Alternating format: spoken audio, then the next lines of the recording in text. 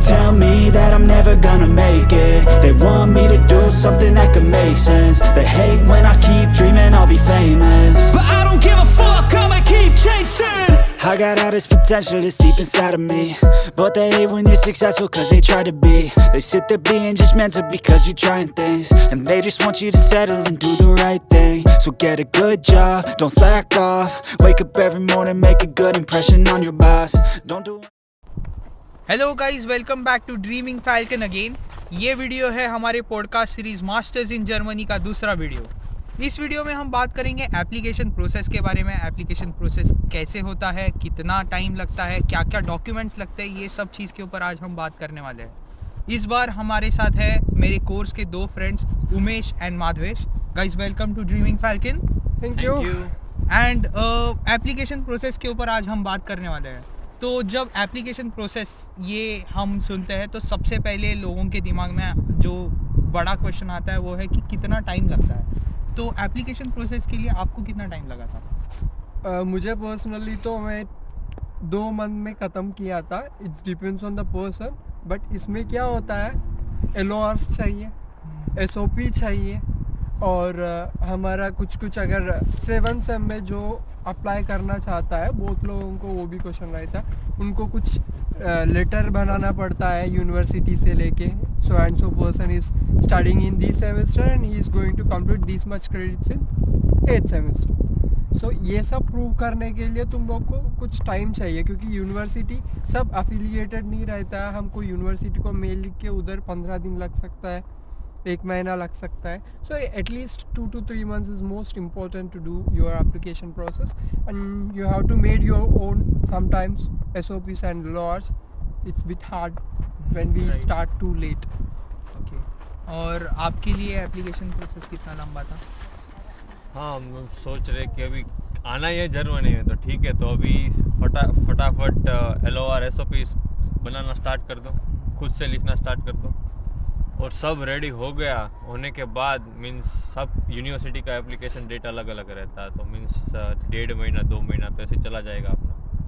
तो इतना टाइम तो लगेगा, बट सब डॉक्यूमेंट्स रेडी रहेगा तो राइट। और डॉक्यूमेंट्स रेडी करने में 2 महीना गिन लो ऐसे ही। 2 महीना। हाँ, सब डॉक्यूमेंट्स कलेक्ट करना। तो एप्लीकेशन का डॉक्यूमेंट्स रेडी करने से पहले सबसे पहला चीज़ आपने क्या किया था? मतलब मेरे लिए तो वो था कि यूनिवर्सिटी शॉर्ट लिस्टिंग, क्योंकि वो एप्लीकेशन फेज का एक बहुत बड़ा स्टेप रहता है। आपको डिसाइड करना रहता है आपको कौन सी यूनिवर्सिटी में कौन सा कोर्स पढ़ना है। तो मेरे लिए वो सबसे इम्पोर्टेंट चीज़ था जिसमें मुझे डिसाइड करना थी कुछ अच्छे यूनिवर्सिटीज़ जो अच्छे कोर्स मुझे इंटरेस्ट करते हैं। तो आपके लिए वैसे वो कौन से चीज़ें थी जो आपने पहले की जस्ट स्टार्ट करनी? सिंपल फॉर मी, पहले मैं पूरा यूट्यूब को शोध ली, शोध कर दिया था, शोध ही बोलते ना। I just seen everything related to Germany and the university procedures and how the application process goes on and what are the things which we have to keep in mind while we are doing that process. So ऐसे क्या होता है, किसी को कुछ नहीं पता होता है, और ऐसे भी नहीं है, सब चीज़ हम खुद एक्सपीरियंस करना है। जो एक्सपीरियंस करके रहते हैं उन्होंने यूट्यूब में डालते ही रहता है। So that is the first thing I did. After that कुछ ऑलरेडी जो प्रोसेस से गुजर चुका है उनसे हेल्प लिया था, और मे भी कंसल्टेंसी ज्वाइन हुआ तो मेरे को और प्रोसेस ईजी हो गया। सो यूनिवर्सिटी, ये यूनिवर्सिटी क्यों है, वो यूनिवर्सिटी में कैसा चल रहा है, सीनियर्स जितने लोग का जॉब मिला है और जितना लोग खाली पीली है, और वहाँ जाके हमको जॉब अपॉर्चुनिटीज़ मिल सकता है क्या, इंटर्नशिप मिल सकता है क्या, ये सब देखने की ज़रूरत है। जब हम अप्लाई करने की माइंड में आएगा कोई यूनिवर्सिटी, उसकी पूरा रिसर्च करने के बाद एप्लीकेशन प्रोसेस स्टार्ट करना बेटर रहेगा। ये मैं किया हूँ। ओके। और आपके लिए एक्सपीरियंस कैसा था वो? हाँ, मेरा कोर्स स्पेसिफिक था कि रिन्यूएबल सेक्टर में आना था, तो मैंने शॉर्ट लिस्ट ऐसे किया कि कौन कौन सी यूनिवर्सिटीज़ जो रिन्यूएबल एनर्जी रिलेटेड कोर्स करवा रही है। तो मेरा फर्स्ट क्राइटेरिया वही था कि कोर्स, फिर उसका मॉड्यूल देखा कि इंटरेस्ट में है कि नहीं, हो पाएगा कि नहीं, और सिर्फ शॉर्ट लिस्ट करने के बाद फिर उसका एलिजिबिलिटी क्राइटेरिया क्या है, सब यूनिवर्सिटीज़ का अलग रहता है, किसी में IELTS चाहिए, किसी में GRE चाहिए, तो वो सब शॉर्ट लिस्ट किया। मीन्स बेसिकली सब शॉर्ट लिस्ट किया, मीन्स फिल्टर लगाया हाँ। ऐसे ही सब जगह। तो मेन मतलब डार्ट रहेगा आपका भी, हाँ, same, डार्ट से ही सर्च किया रहेगा। that तो is genuine the- website. yeah. Genuine website है जर्मनी के लिए, आपको हर एक यूनिवर्सिटी का पूरा बैकग्राउंड मिल जाता है वहाँ पे। तो Yeah. डार्ट बहुत इंपॉर्टेंट वेबसाइट है, मैं डिस्क्रिप्शन में लिंक डाल दूंगा, आप ज़रूर विजिट करना। और ये वेबसाइट आपको अगर जर्मनी में पढ़ने आना है तो आपको इस वेबसाइट पे जाके यूनिवर्सिटीज़ के बारे में रिसर्च करनी ही होगी, बहुत इंपॉर्टेंट वेबसाइट है आपके लिए। www.dadd.de तो अगर आपको अभी पता चल गया, मतलब आपने डिसाइड किया कि आपको मास्टर्स करना है, आपने रिसर्च शुरू किया, तो यूनिवर्सिटी शॉर्टलिस्टिंग कैसे किया, मतलब आपका क्राइटेरिया क्या था कि आपको कैसे यूनिवर्सिटी में जाना है या कैसे कोर्स में जाना है? कोर्स, फर्स्ट क्राइटेरिया कोर्स था, और दूसरा क्राइटेरिया था कोर्स, हर एक कोर्स का मॉड्यूल, कोर्स मॉड्यूल में हर एक सेम में कौन सा सब्जेक्ट है, वो क्राइटेरिया था बेसिकली। मीन्स कोई भी ऐसे नाम तो अट्रैक्टिव रहेगा हर एक कोर्स का, तो ऐसे बह नहीं जाना है कोर्स का नाम सुनते ही। हाँ, मॉड्यूल भी देखना है कौन सा सब्जेक्ट पढ़ा रहे हैं, yeah. कि इंडिया के जैसा तो नहीं है कि नाम है और उसके रिलेटेड सब सब्जेक्ट रहेगा, मीन्स Yeah. थोड़ा एडवांस तो रहेगा ही। तो कोर्स क्राइटेरिया और उसका और मॉड्यूल हर एक सेम का वही था बस। और आपके लिए? सो वही है, मोस्टली कोर्स मॉड्यूल है, क्योंकि अगर हम पास हो सकता कि नहीं और कितना साल लगेगा, ऐसे नहीं है 2 सेमेस्टर 4 सेमेस्टर 2 ही साल में ख़त्म होगा, that is not possible at every time. So जो सब्जेक्ट्स रहता है उनकी कितना क्रेडिट पॉइंट्स बन रहा है और वो कौन सा ऑप्शनल सब्जेक्ट्स है, हमको किस तरीके से प्लान करना है, पहले ही प्लान करना पड़ता है। 2 साल में ख़त्म करना है कि कौन से सेम में क्या सब्जेक्ट देना है, और उसके बाद कब इंटर्नशिप से अप्लाई करना है, कब, ये सब सोच के वो लोकेशन से वो कोर्स की रिलेटेड कौन सा कंपनीज एक्सेप्ट कर रहा है स्टूडेंट इंटर्नशिप्स को, ये सब थोड़ा बहुत आउटलुक देख के चलना पड़ेगा। तो मेरे लिए भी वैसे ही था, मतलब कोर्स तो इम्पोर्टेंट है, मतलब कोर्स अगर आपको सर्च करना पड़ता है, उसके बारे में थोड़ा इन्फॉर्मेशन निकालना पड़ता है। मॉड्यूल हैंडबुक रहता है यहाँ पे हर एक कोर्स का, वो चेक करना आने से पहले कि कौन से सब्जेक्ट्स हैं और कौन से सब्जेक्ट्स के लिए कितने पॉइंट्स मिलते हैं, तो ये भी आप देखना। क्योंकि कई बार क्या होता है कि आपके सब्जेक्ट्स जो रहते हैं वो आपको लगता है कि ये नाम देख के हाँ। कि हमारे इंटरेस्ट वाले हैं, और Interest का है। बाद में पता चलता है कि ये सब्जेक्ट में कुछ अलग ही है। अलग ही चल रहा है। हाँ, तो ये बहुत इंपॉर्टेंट होता है, जो मैंने मतलब ये देखा भी था, मतलब कई बार सब्जेक्ट का नाम मैंने कोर्स हाँ। का नाम देख के बोला यही तो कोर्स करना था। हाँ, और पर- एलिजिबिलिटी क्राइटेरिया में भी लिखा रहता है कि, हाँ, कि कौन कौन सी सा ब्रांच knowledge? से ये सूटेबल Suitable रहेगा, है। इलेक्ट्रिकल मैकेनिकल ऐसा लिखा रहता है। So- रिन्यूएबल है तो रिन्यूएबल ऐसा नहीं सिर्फ मैकेनिकल या इलेक्ट्रिकल ही आ सकता है, स्पेसिफिक रहता है। तो इलेक्ट्रिकल के लिए भी स्पेसिफिक कोर्स है, उसमें मैकेनिकल अप्लाई करेगा कोई बंदा तो उसको एडमिशन का नहीं मिलेगा, रिजेक्शन का चांसेस है। हाँ, और ये भी रहता है उसमें क्या क्या टॉपिक्स कवर करने वाले कितने घंटे में, so each and everything they give before making application, Right. So better we have to take a look about that. Course होने के बाद मतलब सेकंड क्राइटेरिया मेरे हिसाब से मैंने जो किया था कि कोर्स होने के बाद यूनिवर्सिटी के बदले मैंने प्रेफरेंस सिटी को दिया था कि क्योंकि यहाँ पे जर्मन में पब्लिक यूनिवर्सिटीज़ ऑलमोस्ट सेम है, रैंकिंग का उतना कुछ मतलब नहीं है। तो जो मैंने सोचा कि बड़ी सिटी में जाऊँगा तो ज़्यादा अपॉर्चुनिटीज़ है, तो यही सोच के मैंने सिटीज़ को प्रेफरेंस दिया था। तो आप देख लेना आपको कौन सा शॉर्ट लिस्टिंग मेथड सूट होता है, हमने हमारे एक्सपीरियंस के हिसाब से जो है वो बताया। हाँ, रहता But- है, प्रेफरेंस रहता है, सिटी का प्रेफरेंस इम्पोर्टेंट है पार्ट टाइम के लिए। राइट, या बड़ा सिटी रहेगा तो पार्ट टाइम का ज़्यादा चांसेस ज़्यादा। opportunities हाँ, opportunity। और ज़्यादा फील्ड रिलेटेड अपॉर्चुनिटीज हाँ, वो भी है। But the reality will hits you, क्योंकि हमको उतना भी एक्स्ट्रॉर्डनरी अपॉर्चुनिटीज़ नहीं मिलता है, Right. हर कोई को तो नहीं मिलता है, 1-2 लोग रहता है जो यूनिवर्सिटी को अप्लाई करेगा उनको मिलेगा। So we have to think about that, अगर तेरे को कुछ और टाउन में मिला फिर भी तेरे को सिटी में चाहिए तो 6 मंथ्स वेट करना तेरे को बेस्ट ऑप्शन होगा कि नहीं वो देखना पड़ेगा, because don't go in a mad way, think about possibilities. या मतलब हर एक पॉसिबिलिटीज चेक करना बहुत इम्पोर्टेंट है. Yeah, because rules every time change Change from होते 6 months रहते to 6 months, so it really affects your plans. तो नेक्स्ट थिंग अबाउट डॉक्यूमेंट, जो एप्लीकेशन फेज है वो है डॉक्यूमेंट्स. तो जनरली जो डॉक्यूमेंट्स रहते हैं, मतलब बहुत सारे डॉक्यूमेंट्स आप दे सकते हो, पर कुछ इंपॉर्टेंट डॉक्यूमेंट्स, तो वो जो कंपलसरी और इम्पोर्टेंट डॉक्यूमेंट्स थे वो आपके लिए कौन से थे? First, जो academic documents रहता है वो obviously we will get that. Apart from that, SOPs and LORs. SOP needs much time to prepare that, because each and every university or every course we have to find the things about that, and after doing research we have to wrote in a sequence way. So वो उसके लिए time लगेगा. That is the most important document which we have to make SOP. So LORs is like not a big thing, but you have to choose the better professor. The course which you are choosing in the university is related to the professor which you are studying in your bachelor's. So by that he can say, I mean वो बोलेगा तुम्हें ये बंदे ने हमारे जगह ये subject, अगर मैकेट्रॉनिक्स मास्टर्स करना चाहते हो तो मैकेट्रॉनिक्स में ये सब्जेक्ट्स पढ़ा था, तो he have a good knowledge in this domain. So ऐसे हो सकता है. और ये सेकंड डॉक्यूमेंट है. थर्ड, अगर 7th सेमेस्टर में रहते तो बहुत ज़्यादा प्रोसेस है, but it's we have to keep in mind. उसके लिए आप लोग नीचे कमेंट भी कर सकते हो उनके लिए. और मैं डिस्क्रिप्शन में डिटेल्स भी उसके डाल दूंगा. हाँ. और नेक्स्ट थिंग आएगा IELTS takes 2 to 3 months time. That is an important document. And now APSC certificates comes new.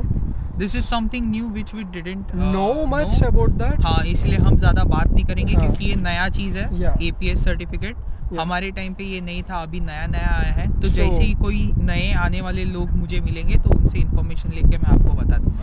Yeah, and rest of the things, blocked account, health insurance, depends on the I mean या that's which for the services. Later stages, मतलब Yeah. Visa वगैरह के लिए है वो. Yeah, हाँ, yeah. तो basic documents is like your transcripts. Transcript. First of all transcript is something, मतलब उसमें आपके हर एक सेमेस्टर का डिटेल रहता है. सेमेस्टर 1 से लेके सेमेस्टर 8 तक आपने कौन से सब्जेक्ट्स का एग्ज़ाम दिया, कितने क्रेडिट्स है, कितने मार्क्स आपको मिले हैं, सब रहता है वहाँ पे. आपका एवरेज पॉइंटर वगैरह होता है. तो ये ट्रांसक्रिप्ट बहुत बड़ा डॉक्यूमेंट है जो आपको आपके यूनिवर्सिटी या इंस्टीट्यूशन से मिल जाएगा. दूसरा डॉक्यूमेंट है SOPs for your information is called statement of purpose, या फिर you can also call it letter of motivation. So letter of motivation जो है वो आपको खुद लिखना होता है, आप जिस यूनिवर्सिटी में अप्लाई कर रहे हो उसके लिए, और उसके अंदर आपका मोटिवेशन लिखना होता है कि आपको क्यों स्टडी करना है और ये यूनिवर्सिटी से आपको क्या फ़ायदा होगा, ये सब चीज़ आपको मेंशन करनी है. उसके अलावा लेटर ऑफ रिकमेंडेशन LOR, जैसे बताया आपको प्रोफेसर्स से लेना है, आपको देखना है आपके लिए कौन से प्रोफेसर्स बेस्ट है. मैं एक छोटा टिप है जो मैंने फॉलो किया था कि जो प्रोफेसर्स ने मुझे सबसे ज़्यादा सब्जेक्ट्स सिखाया है मैंने उन प्रोफेसर से LOR लिया था, क्योंकि ज़्यादा वाइड रेंज कवर करता है. और HOD का LOR बहुत मतलब थोड़ा हायर वेटेज वाला रहता है हेड ऑफ द डिपार्टमेंट का. तो यहाँ पे वेटेज थोड़ा ज़्यादा रहता है, तो ट्राई करना कि हेड ऑफ द डिपार्टमेंट से LOR लेना. And keep in one mind when you are taking LORs, better to take from doctorate people Yes, who are did PhD their वाले PhD or like that, doctorates जो रहते हैं उन professor से लेना ज़रा ज़्यादा बेटर है. as compared to normal professors. Yeah, because the application जो चेक करते हैं उनको यही पता है उसको कौन प्रोफेसर ये सब ने डॉक्टरेट देख के ही वो उन्होंने उनको लेवल डिसाइड करते हैं, तो वो भी एक फ़ायदा में हो सकता है. सो और LORs I think 2 is enough. 2 to 3 रखना. मतलब अगर आप जॉब कर रहे हो या फिर आपने इंटर्नशिप किया है तो फिर आप वहाँ से ले सकते हो, पर जनरली एकेडमिक वाला ले लेना. नेक्स्ट थिंग इज़ कि आपने कुछ एक्सटर्नल हेल्प, जैसे आपने एक्सटर्नल हेल्प ली थी तो आपको हेल्पफुल रही. Yeah, for me it's really worked a lot because मैं बहुत ज़्यादा लेट प्रोसीजर शुरू किया था और पूरा तो काम नहीं किया उन्होंने, बट बहुत अच्छे से सीक्वेंस मैनर में कैसे करना है वो किया था. इट्स माई मास्टर्स करके एक कंसल्टेंट था. सो या taking help is not a wrong thing. Many people says that we didn't need to join a consultancy, but sometimes though there is no one can help you guys, because किसी को भी message करो, कितना भी किसी को भी करो, उनकी टाइम के हिसाब से हमको जवाब आएगा, उन टाइम के हिसाब से हमारा डेडलाइंस नहीं रुकेगा. So that is what we have to think about personally. हाँ, तो it depends So on on the person to personal, person. yeah. तो फॉर माधवेश हमने एक्सटर्नल हेल्प लेने का नहीं सोचा था, क्योंकि हमारे पास टाइम था. Yeah. We can do it ourselves. But अगर आपके पास टाइम कंस्ट्रेंट है तो please do not hesitate to take help. But generally Germany को आने के लिए आप सब प्रोसेस खुद से कर सकते हो. आपको सब इंफॉर्मेशन बहुत इजीली मिल सकती है. So you can just do it by yourself. But अगर आपको हेल्प की ज़रूरत है तो हेल्प ज़रूर ले लेना. और एक और छोटा टिप, अपने LORs और जो अपने SOPs है वो खुद लिखो प्लीज़. Yeah. क्योंकि यहाँ पे फिर यूनिवर्सिटीज़ देखते हैं, उनको स्टैंडर्ड SOPs LORs मिलते हैं, सीधा रिजेक्शन दे देते हैं. पता चल जाता है, पता चल copy and जाता paste है. है हाँ, पूरा. तो प्लीज़ खुद लिखना और हर एक यूनिवर्सिटी के लिए एक अलग SOP लिखना. Obviously, when we are writing SOP, we have to mention that तेरा पिछले जो 3 साल का स्टडी में तो क्या नोटिस किया और इधर आके क्या अच्छा करने वाला है, वो लिंक क्रिएट करना पड़ता है. That is what which can make by our self. वो किसी और नहीं कर सकता है. और कि उनको पता नहीं है कि जो आ रहा है स्टूडेंट वो कैसा है. वो हाँ. ऐसे SOP के ऊपर से जज करते हैं. हाँ. और बने उतना जल्दी स्टार्ट कर दो लिखना SOP. सोच रहे हो आने का, तो ऐसा नहीं कि रात में बैठे हो सुबह बना दिया. ऐसा SOP नहीं. के लिए बहुत टाइम लगता है. एक SOP के लिए एटलीस्ट आपको 1 महीने का टाइम देना चाहिए SOPs के लिए, टोटल SOPs के लिए. Filter करते जाना है. फिल्टर करते जाना है. क्योंकि कैसे होता है, आप एक दिन लिखोगे, फिर एनालाइज करो, आप एनालाइज करो, थोड़ा टाइम दो, आपको लगेगा कि वो इतना इफेक्टिव नहीं है, तो आपको कुछ अलग आइडिया आएगा तो आप इम्प्रूव कर सकते हो. भाई इधर ठंड बहुत ज़्यादा है, थोड़ा रुको तुम लोग. तो नेक्स्ट मतलब अप्लाई कर लिया आपने, डॉक्यूमेंट्स प्रिपेयर किया, प्रिपेयर करने के बाद डेडलाइन के हिसाब से अप्लाई कर लिया. तो उसके बाद जो वेटिंग पीरियड रहता है, मतलब जिसमें आपको रुकना पड़ता है यूनिवर्सिटी से कुछ रिप्लाई आने, वो पीरियड आपके लिए कैसा था? सबसे डराओ ना. पता नहीं क्या होने वाला है, पूरा फ्यूचर दाव में लगा है. और मैंने तो जॉब भी छोड़ दिया था. तो इसलिए पूरा डरावना माहौल था, प्रेशर में था मुझसे से. फिर 1-2 यूनिवर्सिटी से रिजेक्शन आ चुका था. और समर इंटेक तो पूरा ऐसे चला गया था. समर इंटेक में सब में रिजेक्शन आ गया था. तो इस बार भी 2-3 यूनिवर्सिटी में पहले ही रिजेक्शन आ गया. तो वैसा ऐसा डर का माहौल था गया था घर में. कि अभी क्या होगा. और मतलब वो फेसबुक पे ग्रुप्स वगैरह भी होते हैं जहाँ पे आपको पता चलता है किसी को मिल रहा है, किसी को नहीं मिल रहा है. मतलब वो फ़ायदे का रहता है, पर वो बहुत ज़्यादा प्रेशर ऐड करते हैं आपके ऊपर. करता है, बिल्कुल करता है. क्योंकि आप देखते हो कि आपसे कम पॉइंटर, आपसे ज़्यादा कम पॉइंटर वालों को मिल जाता है, तो अच्छा लगता है. और फिर अगर हाँ. किसी का पॉइंटर ज़्यादा है, प्रोफाइल अच्छा, उसको रिजेक्शन मिल जाता है. तो थोड़ा टेंशन, मिक्स्ड फीलिंग्स वाला रहता है. टेंशन बहुत ज़्यादा रहता है, प्रेशर रहता है. मेरे लिए भी वैसे ही था. आपके लिए कैसा था? एक चीज़ ये होता है, एक बार हमारा एप्लीकेशन डालने के बाद यही गाना याद आता है, बार बार देखो, 1000 बार ही मेरी देखो. देखने की चीज़ों में ही हमारा दिन निकल जाता है. पूरा दिन उसी में लगा रहता है हम. ये एप्लीकेशन डालने के बाद कब ऐसे ही होता है. और एक्सटर्नल प्रेशर्स भी बनता है, but it's not a big thing. तो जनरली कितना टाइम लगा था आपको रिप्लाई आने को यूनिवर्सिटी से? 2 months. या आपको तो लास्ट में आया था. फेब में अप्लाई किया था, जनवरी में. हाँ, फेब में अप्लाई किया था और आंसर आया अगस्त. तो जाने से पहले एक लास्ट क्वेश्चन. अभी जब एडमिशन मिला तब कैसे लगा था? एडमिशन मिला था तब ये खुश रहता है, उसके साथ ही साथ और एक ये भी चीज़ रहता है, ये यूनिवर्सिटी नहीं तो और कौन सा यूनिवर्सिटी जाओ. ये पूरा कंफ्यूजन है, क्योंकि अगर 2-3 यूनिवर्सिटीज़ में अप्लाई करके एक यूनिवर्सिटी आया और 2 आने वाले, या 2 यूनिवर्सिटी से आ गया, तो उसमें भी बहुत ज़्यादा कंफ्यूजन है. But at the end of the day we will get the gate pass to enter Europe. That is a great thing which we feel every time. Right. So admission मिलना बहुत ज़्यादा बेटर थिंग है। आपको कैसा लगा था जब admit मिला? मेरा तो जैकपॉट लग गया था ब्रो। ऑलमोस्ट सब यूनिवर्सिटी से रिजेक्शन आ गया था, 2-3 में बाकी था, बट उसमें लग नहीं रहा था क्या आएगा। बट लास्ट में इधर एडमिशन हो, प्रोसेस सब कंप्लीट होने के बाद उधर से भी एडमिशन मिल गया। तो 3 यूनिवर्सिटी में से ऑफर लेटर आ चुका था, बट इधर सब फाइनल हो गया था और इधर ही आना था, तो अच्छा था। खुश, हैप्पी एट द एंड। तो eight the and worth it लग रहा है? हाँ, तो आप देख ही सकते हो वीडियो में। तो eight the and worth it लगेगा और इतना ठंड में एंजॉय करने की मौका भी मिलेगा। सो इस इंफॉर्मेशन से एंड करते हुए dream big, fly high, dreaming falcon. See you again guys, stay tuned with the channel. Like, share and subscribe. Woo!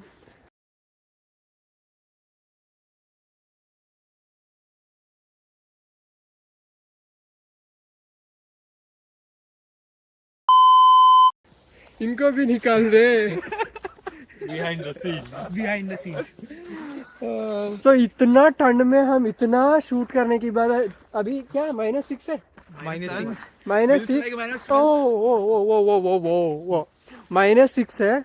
इतना कर लिया तो तुम लोग थोड़ा देख लेना, वरना ये मेहनत फुकट में जाएगा और तुम्हारा नॉलेज भी फुकट में जाएगा। और मेरे को ये चीज़ बहुत लगा, बहुत लोग बोल रहा है, बहुत लोग नहीं बोल रहा है, बहुत लोगों को ऐसे लगता है -6 डिग्रीज में इतना ज़्यादा रील्स बना रहा है, -6 डिग्रीज में इतना बोल रहा है, हम तो -20 डिग्रीज में है बोले तो -6 और 20 एक ही जैसा रहता है। ठंडी होता है भाई। ये इंडिया जैसे नहीं है, थोड़ा और ज़्यादा वो फर्क नहीं चलता है। ब्रो अबे खत्म। 2 क्वेश्चन और अबे किसी और जगह बैठ के करते हुए प्लीज, मेरा फेस पूरा चलना ऐसे चलते चलते हो जाएगा। चलते अभी एक जगह ठंड। चलो चालू कर दो। सो आप लोग जर्मनी आने के लिए सोचेगा तो एक काम ज़रूर करना, पहले ड्रीमिंग फाल्कन की चैनल को सब्सक्राइब करना, उसके बाद पहले ड्रीमिंग फाल्कन की चैनल देखो, उसके बाद लाइफ एंड ग्रूमिंग की चैनल भी देखो और सब्सक्राइब करना गाइस, लाइक करना, आपके लिए ठंड में वीडियो बना रहे।